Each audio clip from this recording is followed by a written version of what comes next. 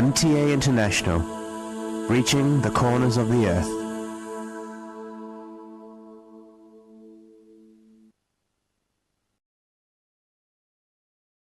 اس وقت ہم سیدنا حضرت امیر المومنین خلیفۃ المسیح رابع ایدہ اللہ تعالی بنصر العزیز کا ایک تاریخی خطبہ جمعہ آپ کی خدمت میں پیش کر رہے ہیں۔ حبیبنا صلی علی محمد صلی علی حبیبنا صلی علی محمد صلی علی رسولنا صلی علی محمد صلی علی رسولنا صلی علی محمد صلی علی محمد صلی علی محمد أشهد أن لا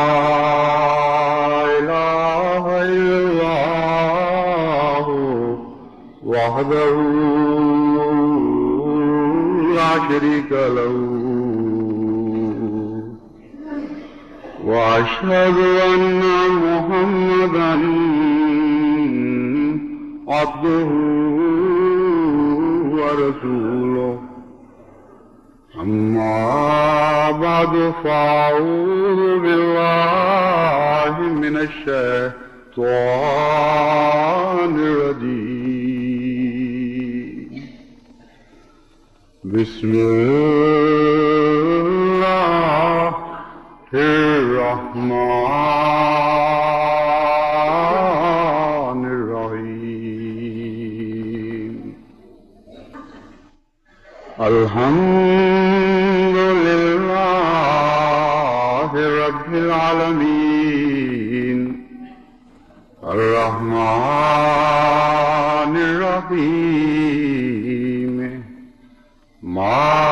مالك يوم الدين إياك نعبد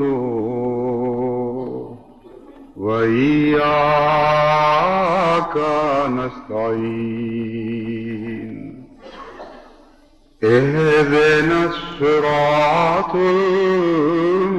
المستقيم صراط الذين أنعمت عليهم غير المغضوب عليهم ولا الضالين والعصر إن الإنسان لفي خسر إلا الذين آمنوا وعملوا الصالحات وتواصوا بالحق وتواصوا بالصبر۔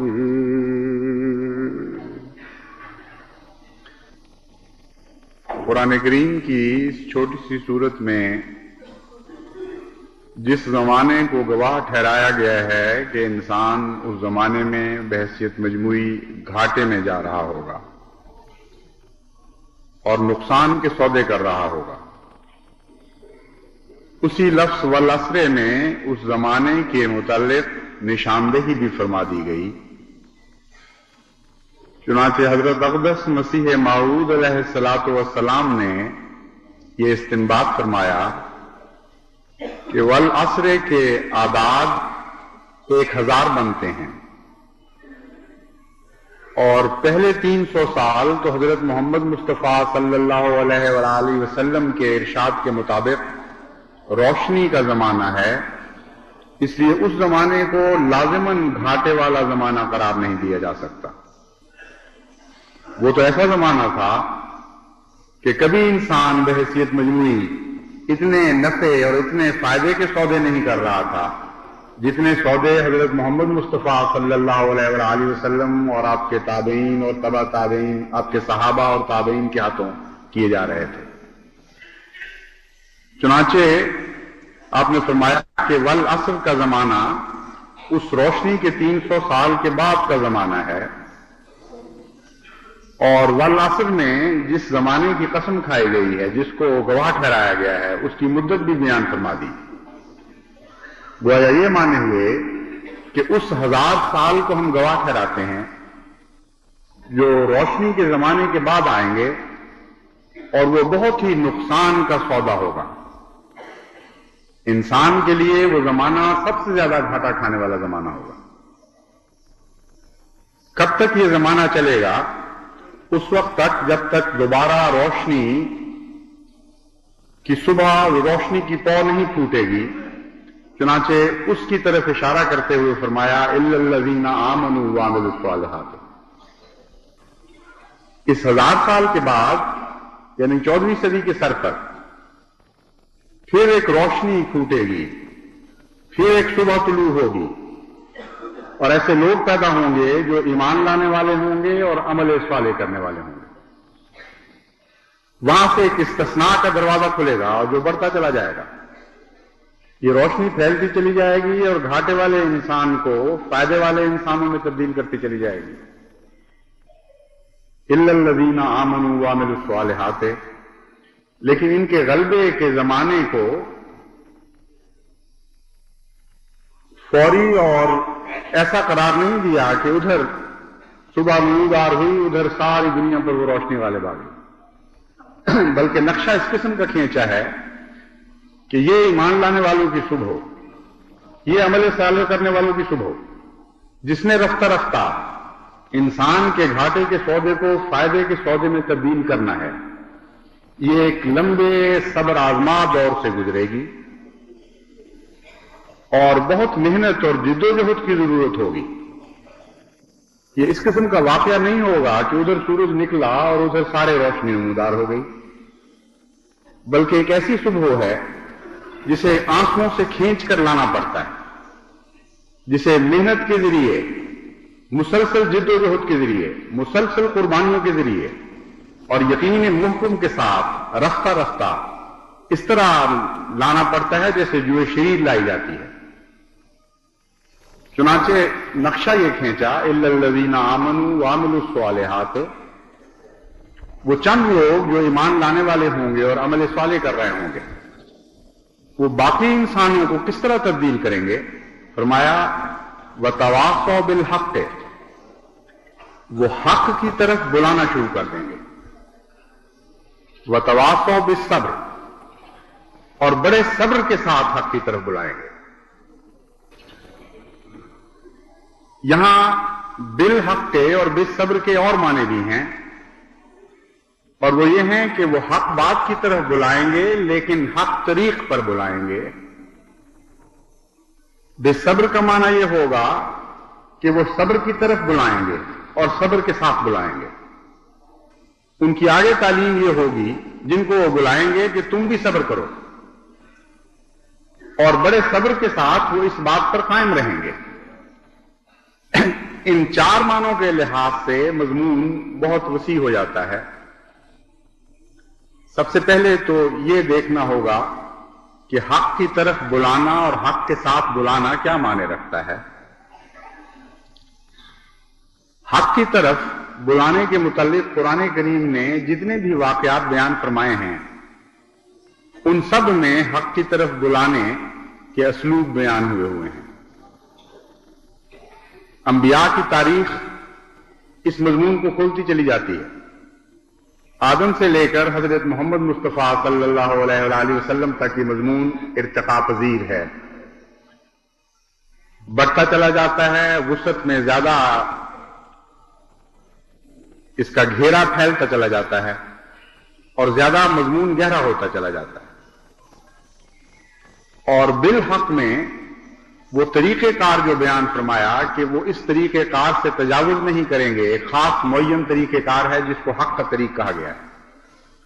اس میں بھی اسی طرح انبیاء کی تاریخ پر نظر ڈالنے سے سبق ملتے ہیں۔ اور یہ مضمون خوب واضح ہو جاتا ہے حضرت محمد مصطفیٰ صلی اللہ علیہ وآلہ وسلم کی ذات بابرکات پر جا کے. آپ نے جس طرح جس خدا کی طرف بلایا اسی طرح اسی خدا کی طرف بلانے کا نام حق کی طرف بلانا ہے. آپ نے جس طریق پر خدا کی طرف بلایا اسی طریق کے ساتھ خدا کی طرف بلانے کا نام حق کے ساتھ بلانا ہے.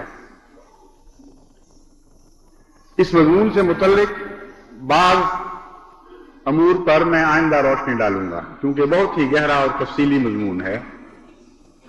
اس وقت مختصراً میں یہ بات بتانی چاہتا ہوں کہ حق کے ساتھ حق کی طرف بلانے میں ایک بڑا نمایاں واضح پیغام یہ ہے کہ تمہیں بلانے کے لیے جتنے حقوق دیے گئے ہیں، جو دائرہ کار تمہارا مقرر کیا گیا ہے، اس سے آگے بڑھ کر تمہیں بلانے کا اختیار نہیں ہے.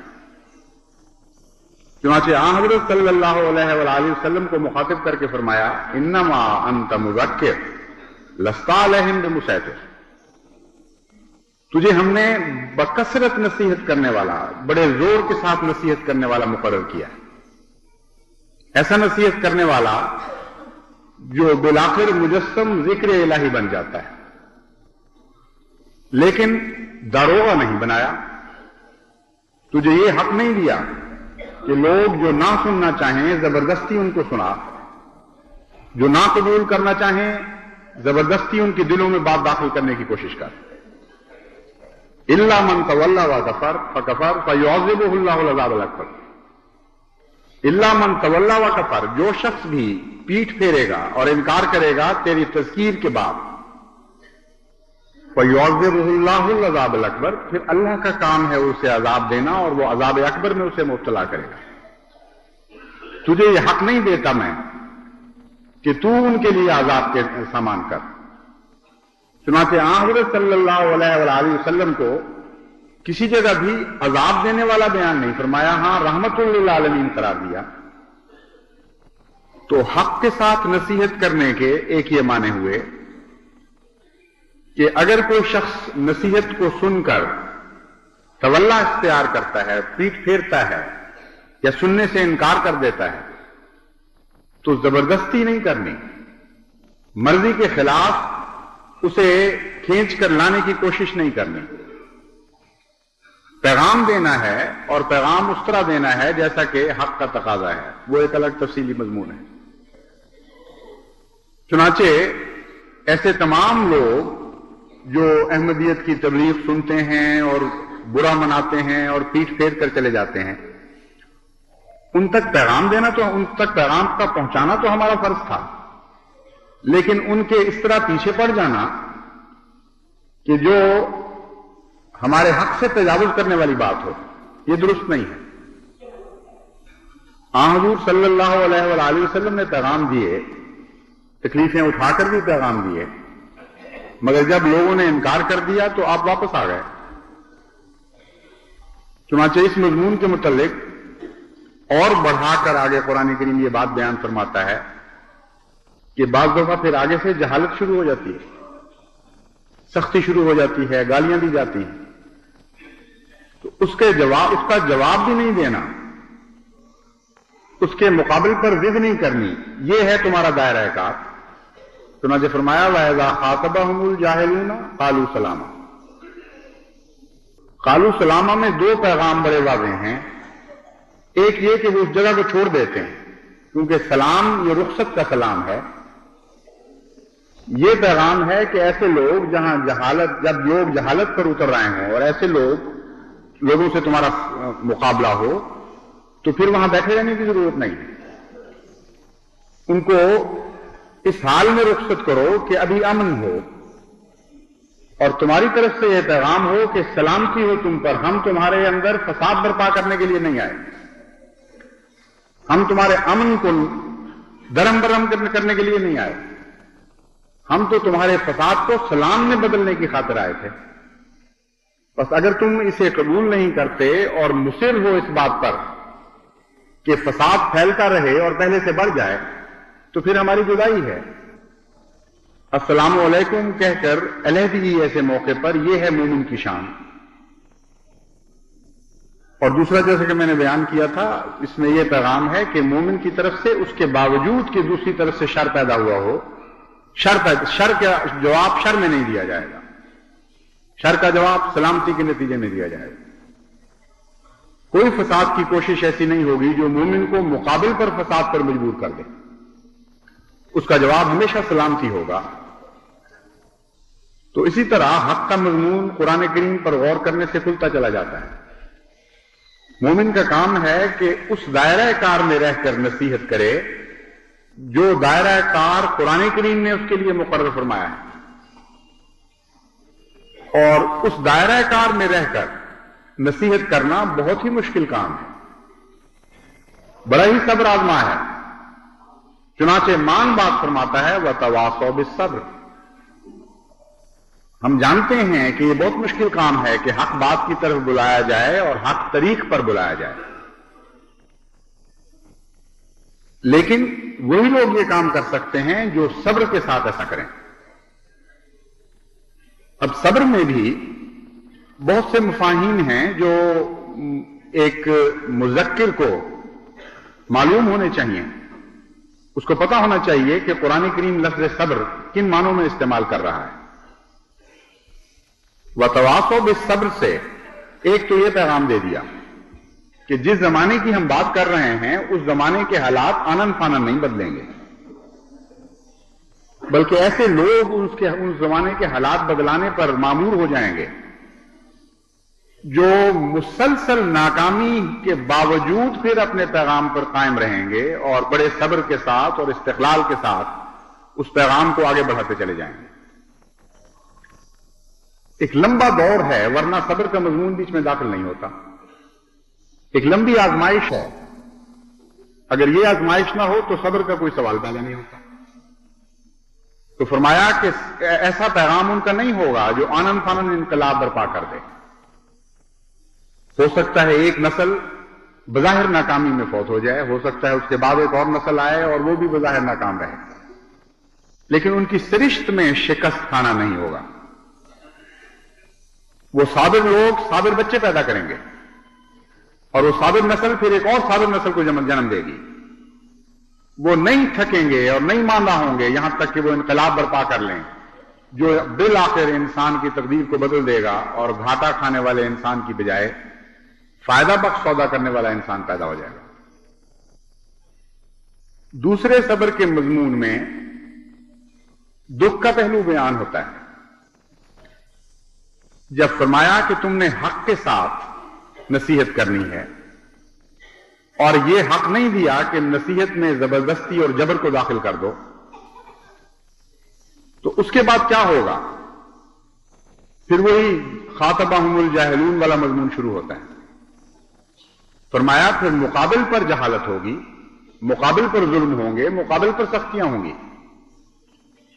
ان کے جواب میں ان کے عمل میں کوئی تبدیلی واقعہ نہیں ہوگی، اسی طرح صالح عمل کرتے چلے جائیں گے اور صبر کے ساتھ صالح عمل کرتے چلے جائیں گے. یہاں اعمال صالحہ کا صبر یہ ہے کہ انسان ان اعمال صالحہ میں کوئی تبدیلی نہ ہونے دے، اپنے اخلاق میں کوئی تبدیلی پیدا نہ ہونے دے. کتنی بڑی آزمائش ہو، اس کے اخلاق اپنی جگہ قائم رہیں اور ان میں سر منہ بھی کسی قسم کا فرق نہ پڑے. یہ اعمال صالحہ کا صبر ہے. یہ مختلف طریق پر یہ صبر آزمایا جاتا ہے. ایک چھوٹی جماعت ایک غالب ماحول میں وقت گزار رہی ہے جہاں کا معاشرہ انتہائی گندا اور زہریلا اور اتنا مذہب سے دور ہے کہ اس فضا میں جا کر رفتہ رفتہ مذہب کی حقیقت پر ہی اعتبار اٹھنا شروع ہو جاتا ہے. چاروں طرف سے وہ معاشرہ گھیر لیتا ہے اور اعمال کو جس طرح زنگ کھا جاتا ہے میٹلز کو کروٹ کر دیتا ہے، اس طرح وہ معاشرہ چاروں طرف سے اعمال صالحہ کو کھانا شروع کر دیتا ہے. اس وقت وَتَوَاصَوْا بِالصَّبْرِ کا معنی یہ ہوگا کہ وہ لوگ نہ صرف صبر کے ساتھ نصیحت کرتے چلے جاتے ہیں बल्कि उनके आमाल सालिया में भी सब्र के पहलू नजर आएंगे। एक लम्हा के लिए भी उनके अंदरूनी में, उनके अखलाक में, उनके किरदार में तुम कोई तब्दीली होते हुए नहीं देखोगे। अशिद्दाउ अलल कुफ्फार में जो मजमून बयान हुआ है, उसी किस्म का मजमून यहां सब्र में बयान हुआ है। फिर इसमें जैसा कि मैंने बयान किया था, दुख का पहलू है। अमलन इन लोगों को सजाएं दी जाएंगी, अमलन इनके खिलाफ मुखालफतों के तूफान उठेंगे। फरमाया फिर भी वो सब्र का दामन हाथ से नहीं छोड़ेंगे, मुसलसल कायम रहेंगे अपने पैगाम पर। ये हैं वो सिफात जो जीतने वालों की सिफात हैं। जिस कौम में ये सिफात पैदा हो जाए, उनके मुकद्दर में शिकस्त नहीं रहती। बाकी लाजिमन ये लोग गालिब आया करते हैं, ना सिर्फ खुद जिंदा रहने का हक रखते हैं, बल्कि दूसरों को जिंदा करने की इस पर सलाहियत रखते हैं। चुनांचे फरमाया व तवासौ बिस्सब्र, वो फिर जिन लोगों को बुलाते हैं हक की तरफ, उनको भी सब्र की तरफ बुला रहे होते हैं। यानी ये वाजे कर देते हैं कि जिस हाल में हम हैं आज, सवाए सब्र करने वालों के हमारे अंदर कोई दाखिल नहीं हो सकता। हम तुम्हें मुश्किलात की तरफ बुलाने वाले हैं, हम तुम्हें आसान राहों की तरफ नहीं बुला रहे। हम तुम्हें ऐसे रास्तों की तरफ बुलाने आए हैं जहां पत्थर बरसाए जाएंगे और फूल नहीं पड़ेंगे, जहां कांटे बिछाए जाएंगे और रास्तों को तुम्हारे लिए हमवार नहीं किया जाएगा, जहां दुख होंगे, जहां तुम्हारे खून के कतरे बहेंगे, जहां तुम्हारे सर काटे जाएंगे, जहां तुम्हारे अमवाल लूटे जाएंगे, जब तुम बसेरा करोगे तो तुम्हें बसेरा भी नहीं करने दिया जाएगा, तुम्हारे सस्ताने के इंतजामात भी तुमसे छीन लिए जाएंगे। ऐसे रस्तों की तरफ हम तुम्हें बुलाते हैं। इसलिए खूब खोल देते हैं कि अगर तुम हम में दाखिल होना चाहते हो तो सब्र करोगे तो दाखिल होगे, वरना नहीं हो सकते। वतवासौ बिस्सब्र, वो आगे फिर सब्र की नसीहत करते हैं और सब्र करने वाले पैदा करते चले जाते हैं। और फिर उनको यह भी नसीहत करते हैं कि जिस पैगाम को तुमने पकड़ा है, उस पैगाम के नतीजे में जो अमले स्वाले इख्तियार करने हैं, उनमें भी तुम्हें सब्र करना पड़ेगा।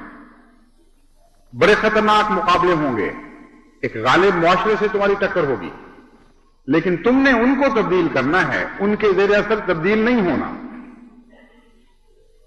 ये वो लोग हैं जिनके मुतल्लिक फरमाया इल्लल्लज़ीना आमनू व अमिलुस सालिहात। ये इस्तिस्ना है। जब सारा जमाना घाटे में होगा, ये लोग घाटा नहीं खा रहे होंगे। जब सारा जमाना हलाकत की तरफ जा रहा होगा, उस वक्त ना सिर्फ ये कि ये हलाक नहीं होंगे, बल्कि जमाने को दोबारा बुला रहे होंगे फलाह की तरफ, कामयाबी के पैगाम दे रहे होंगे और रफ्ता रफ्ता उस जमाने को तब्दील कर रहे होंगे। इस मजमून को भुलाकर दुनिया में कभी कोई कौम वो पैगाम, वो इनकलाब बर्पा नहीं कर सकती जो इनकलाब मज़ाहिब बर्पा करना चाहते हैं। गैर मजहबी इनकलाब जो आग से पलता है और आग खाता है, जो नफरत की तालीम देता है और नफरत से नश्व नुमा पाता है, उस इनकलाब की बात मैं नहीं कर रहा। मैं तो उस इनकलाब की बात कर रहा हूं जिसका जिक्र कुरान करीम में मिलता है। और कुरान करीम में यह जिक्र मिलता है कि जब भी मजहब के नाम पर कोई इनकलाब बर्पा हुआ है, ऐसे ही लोगों ने वो इनकलाब पैदा किया। उन लोगों की ये सिफात हैं। और ये तो जहां तक बैरूनी आंख का ताल्लुक है, ये मजमून उससे ताल्लुक रखता है, लेकिन अंदरूनी तौर पर भी उनके अंदर यही सिफात पाई जाती है। जब वो अपने अंदर मुआशरे की इस्लाह करना चाहते हैं, जब वो अपने अंदर, अपने दायरे कार के अंदर, यानी उन लोगों को जो पहले से ईमान ले आए हैं, उनको आला कदरों की तरफ बुलाते हैं, तो तब भी वो हक के साथ बात करते हैं, हक की तरफ बुलाने वाले होते हैं, सब्र के साथ बात करते हैं और सब्र की तरफ बुलाने वाले होते हैं। यानी सिर्फ तबलीग का मजमून यहां बयान नहीं हुआ, बल्कि एक अंदरूनी मजमून तरबियत का भी बयान हो गया। यानी ईमान लाने वाले और अमल साले करने वाले उस वक्त तक अपने ईमान और अमल साले पर कायम नहीं रह सकेंगे जब तक उनके अंदर ये सिफात पैदा ना हो जाएं कि वो मुसलसल नसीहत करें एक दूसरे को, हक की तरफ बुलाते रहें और ना थकें, हक तरीक पर बुलाते रहें और ना थकें, सब्र के साथ बुलाएं اور نہ تھکیں اور صبر کی طرف بلائیں اور نہ تھکیں. یہ ان کے لیے اندرونی زندگی کی حفاظت کا انتظام ہے. اس مضمون پر جب ہم غور کرتے ہیں تو معلوم ہوتا ہے کہ بہت سے احمدی اس لیے تربیت میں ناکام ہو جاتے ہیں کہ وہ اس مضمون کے تقاضوں کو پورا نہیں کرتے. ان کی نصیحت میں خشونت آ جاتی ہے, ان کی نصیحت میں ایک مخفی تکبر پایا جاتا ہے, ان کی نصیحت اعتراضوں میں تبدیل ہو جاتی ہے, ان کی نصیحت نفرت کے نتیجے میں پیدا ہوتی ہے اور نفرت پیدا کرتی ہے. اس لیے لازماً وہ نقصان اٹھانے والے ہوں گے. نہ وہ اپنی ذات کو کوئی فائدہ پہنچا سکیں گے, نہ اپنے معاشرے میں کوئی پاک تبدیلی پیدا کر سکیں گے. مجھے چونکہ کثرت کے ساتھ خطوط آتے ہیں, بعض دفعہ ایک دن میں 1200 خطوط آتے ہیں, اور ہر قسم کے مزاج کے لوگوں سے واسطہ پڑتا رہتا ہے. اس لیے ساری دنیا میں جو احمدی ذہن اس وقت ارتقائی حالت میں سے گزر رہا ہے, اس سارے ذہن پر میری نظر رہتی ہے کہ کس ملک میں کس قسم کے خیالات جگہ پا رہے ہیں, کس قسم کے خیالات آگے نشو و نما پا رہے ہیں, کیا تبدیلیاں پیدا ہو رہی ہیں. تو سب سے زیادہ قابل فکر اس مضمون سے تعلق رکھنے والے خطوط پاکستان سے آتے ہیں. چھوٹے دل کا مظاہرہ کرنے والے اور نصیحت کی بجائے سختی کی طرف مائل ہونے والے.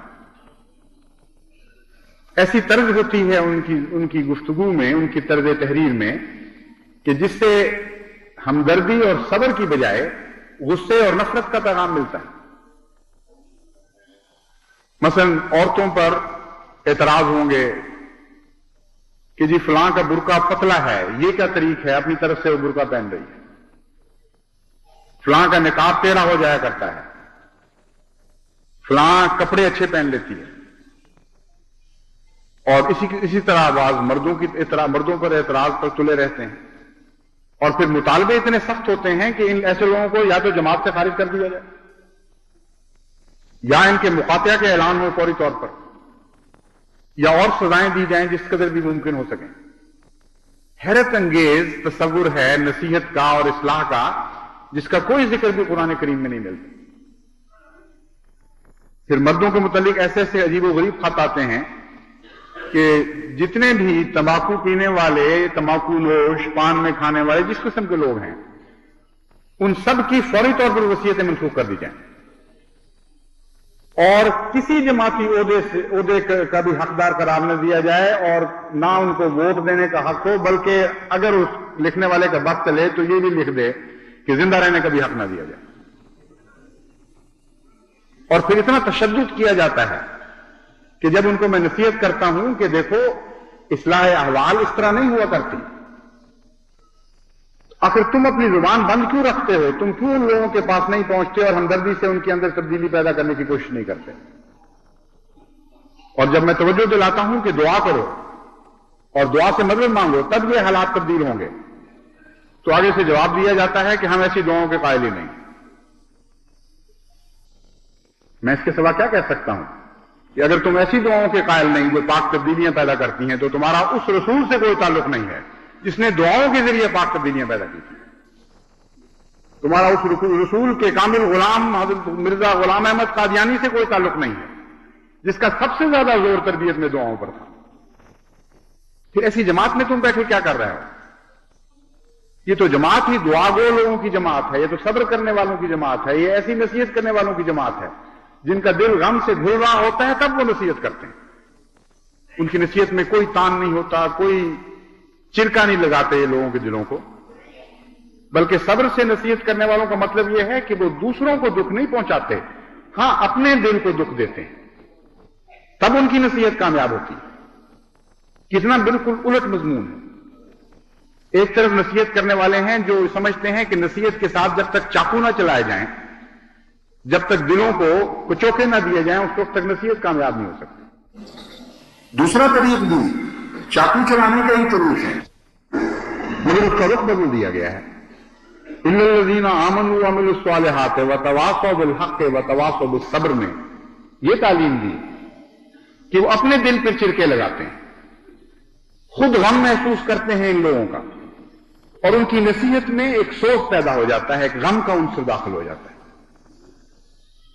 بڑی قوت آ جاتی ہے ان کی نصیحت میں، اس غم کے نتیجے میں جو اپنے دل میں محسوس کر رہے ہوتے ہیں ان لوگوں کے لیے۔ چنانچہ اس کی آخری اور انتہا کی مثال قرآن کریم نے حضرت محمد مصطفیٰ صلی اللہ علیہ وسلم کی دی، فَلَعَلَّكَ بَاخِعٌ نَفْسَكَ أَلَّا يَكُونُوا مُؤْمِنِينَ۔ اے نصیحت کرنے والے، کیا تو ہلاک ہو جائے گا اس غم میں کہ یہ لوگ ایمان نہیں لاتے؟ اتنا بڑا ہوا غم ہے کہ اللہ کی پیار کی نظریں پڑ رہی ہیں کہ اے محمد بس کر، تو خود اب اس غم میں ہلاک ہو جائے گا، اتنا بڑھ گیا ہے تیرا غم ان لوگوں کے لیے جو تیری بات نہیں مان رہے۔ چنانچہ جتنا غم زیادہ ہو نصیحت میں، اتنا ہی اثر زیادہ ہوتا چلا جاتا ہے۔ اسی لیے حضور صلی اللہ علیہ وآلہ وسلم کی نصیحت عام لوگوں کی طرح کی نصیحت نہیں تھی۔ آپ کی بات میں اتنا گہرا سوچ تھا، اتنی سچائی تھی، اتنا گہرا احساس تھا کہ اس کے نتیجے میں وہ دلوں کو تبدیل کرتی چلی جاتی تھی۔ تو تبدیلی کی کنجیاں رکھی گئی ہیں صبر میں، تبدیلی کی کنجیاں رکھی گئی ہیں سوز و گداز میں، لیکن اس بات میں نہیں کہ دوسروں کو چرکے لگاؤ اور دوسروں کو دکھ پہنچاؤ پھر تم کامیاب ہو گئے۔ بالکل الٹ نتیجہ نکلتا ہے۔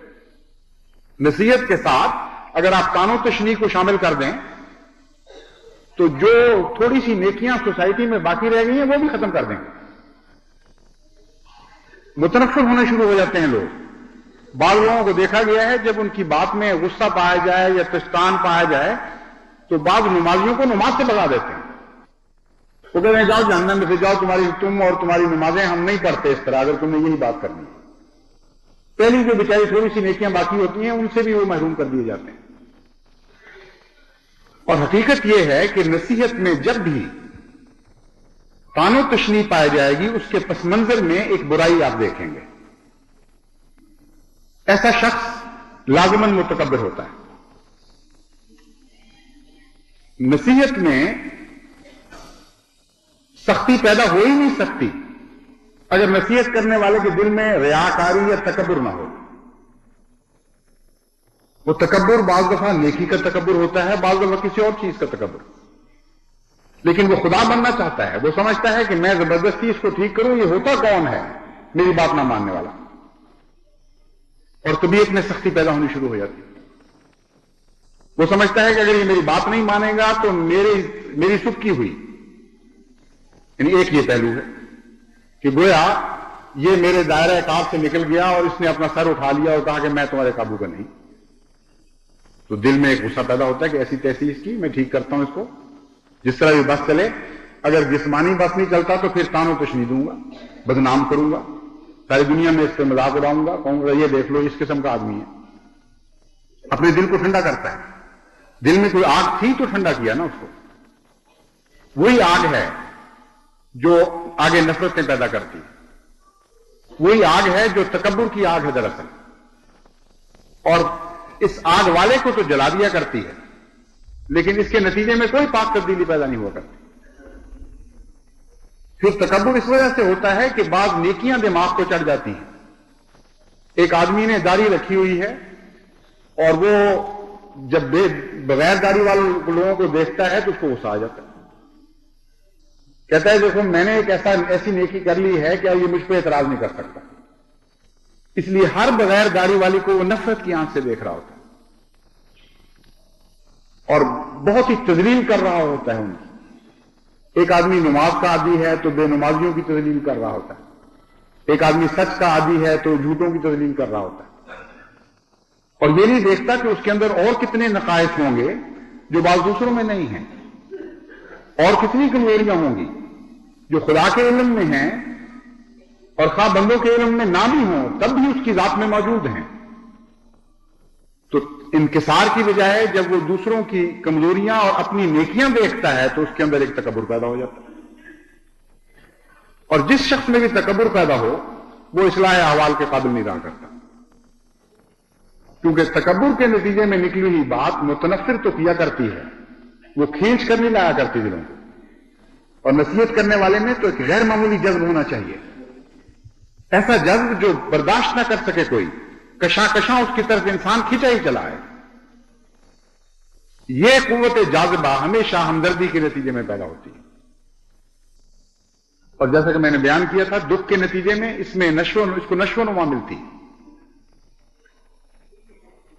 हकीकत यह है कि हम ऐसे नसीहत करने वाले हैं, कुरान करीम की रूह से हमें ऐसी नसीहत के लिए पैदा किया गया है जिसे लाजिमन हजरत मोहम्मद मुस्तफा सल्लल्लाहु अलैहि वसल्लम के नक्शे पा पे चलना पड़ेगा।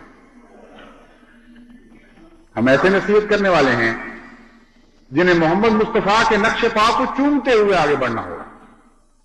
एक कदम भी अगर हमने उस राह से दूसरी तरफ हटाया तो हम उस जुमरे में शुमार नहीं किए जाएंगे जिनकी किस्मत में दुनिया की तकदीरें बदलना होता है। हज़रत सल्लल्लाहु अलैहि वसल्लम की सारी जिंदगी में एक मौके पर किसी नसीहत में भी अदना सा तकब्बुर या नफरत का पहलू आपको नहीं मिलेगा। अपनी जान पर गम आपने वारिद किए, आप लोगों के लिए घुले, आप उनके लिए उठे और रातों को गिरिया उजारी की। यहां तक कि उम्महातुल मोमिनीन की गवाही है कि बाज़ दफा आप रातों को छुप के बाहर निकल गए, और हमने जब जाके देखा तो इस हाल में आप गिरिया उजारी कर रहे थे जैसे लिबादा उतार कर इंसान फेंक देता है, इस तरह निढाल जमीन पर पड़े हुए थे, और इस तरह आवाजें निकल रही थी जिस तरह हंडिया उबल रही होती। इस तरह रातों को उठ उठ कर छुप छुप के खुदा के हुजूर रोना सब्र के सिवा तो पैदा नहीं हुआ करता। बेइंतहा दुख उठाते थे आप लोगों के हाथों, लेकिन आपके हाथों किसी ने कोई दुख नहीं उठाया। बस अगर आपने कामयाब नासे बनना है, वो मुज़क्किर होना है जिस मुज़क्किर के मुकद्दर में खुदा ताला ने लाज़मी फतह रख दी है, यकीनन वो कामयाब होगा। तो वो मुज़क्किर तो हज़रत मोहम्मद मुस्तफ़ा सल्लल्लाहु अलैहि वसल्लम थे, उनके उसवे की पैरवी करनी पड़ेगी। एक एक कदम सोच सोच कर रखना पड़ेगा, एक कदम का एक दायरा भी, एक किनारा भी हुजूर अकरम सल्लल्लाहु अलैहि वसल्लम की तर्ज नसीहत से बाहर न जाए। फिर देखें कि किस तरह खुदा ताला की ये उम्मीदें जो आपसे वाबस्ता हैं, खुदा ताला ने वो तवक्कुआत जो कुरान करीम में बयान फरमाई हैं, इल्लल लज़ीना आमनू किताबें, किस तरह आपकी शान में पूरी होती है। हकीकत यह है कि आज अगर जमात अहमदिया ने इस उसलूब को छोड़ दिया तो फिर इस दुनिया को बचाने वाला और कोई नहीं आएगा। तुम वो आखिरी जमात हो जो दुनिया को जिंदा करने के लिए, दुनिया को मौत से निजात देने के लिए पैदा की गई। फिर ना कुरान में ना हदीस में इस जमात के बाद किसी और जमात का जिक्र नहीं मिलता। इसलिए अपनी हिफाजत करो, अपने मुकाम को पहचानो, अपने मनसब को जानो, और खूब गौर करो कि अगर तुम इस मनसब से हट गए तो फिर दुनिया आइंदा कभी किसी नसीहत करने वाले का मुंह नहीं देखेगी। हलाकत के सिवा फिर दुनिया के मुकद्दर में कुछ नहीं लिखा जाएगा। इसलिए नसीहत खा अंदरूनी हो या बैरूनी, खा उसका नाम अब तरबियत रखें या उसको तबलीग कहें, दोनों सूरतों में लाजिमन हक की तरफ ही हमें बुलाना है और हक के साथ बुलाना है। अपने दायरा कार के अंदर रहकर बुलाना है, उससे तजावुज हरगिज नहीं करना, और सब्र की तरफ बुलाना है और सब्र के साथ बुलाना है। ये काम आप करते रहें और कतन इस बात की परवाह न करें कि दुनिया इस वक्त गालिब है। बड़ी बड़ी अक्सरियतें दुनिया में आया करती हैं जो ऐसी अकलियतों से टक्कर ले लेती हैं जिनके अंदर ये सिफात हसना पाई जाती हैं। और तारीख मज़हब हमें बताती है कि ये अकलियतें हमेशा जीता करती हैं, और वो अकलियतें जो इन सिफात से आ रही होती हैं हमेशा हार जाया करती हैं। इसलिए अल्लाह ताला पर तवक्कुल करते हुए आगे बढ़ें, हक बात की तरफ बुलाते रहें, हक के साथ बुलाते रहें, सब्र की नसीहत करते हुए चलें, और सब्र अपने अमाल में और अपनी गुफ्तगू में दाखिल करते हुए आगे बढ़ें। अल्लाह ताला आपके साथ हो, और जल्द वो वक्त लाए जब हम इस इंसान को घाटा पाने वाले इंसान की बजाय एक फायदा उठाने वाले, फलाह की तरफ बढ़ने वाले इंसान में तब्दील कर दें।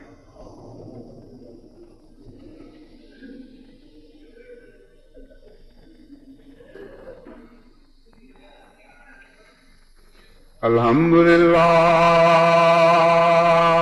नहमदुहु व नस्तईनुहु व नस्तगफिरुहु व नुमिनु बिही ونتوكل عليه ونعوذ بالله من شرور أنفسنا ومن سيئات أعمالنا من يهده الله فلا مضل له ومن يضلله فلا هادي له ونشهد أن لا إله إلا الله وحده لا شريك له